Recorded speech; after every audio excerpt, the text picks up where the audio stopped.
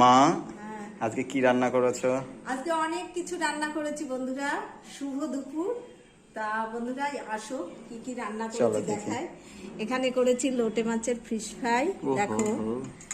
আর এখানে করেছি মাছের, এইখানটায় কি? এখানে সেই কালকে লোটে মাছের ভর্তা, আর এখানে সেই পোস্ত দিয়ে উচ্ছে দিয়ে আলু দিয়ে ও করেছিল। আচ্ছা, কালকে যেটা হ্যাঁ, বেঁচে ছিল এটা। এখানে।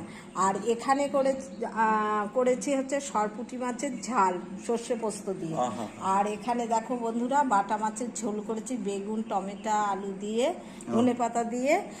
আর এখানে আছে শসা, এখানে টক দই, আর এখানে আছে সাদা ভাত।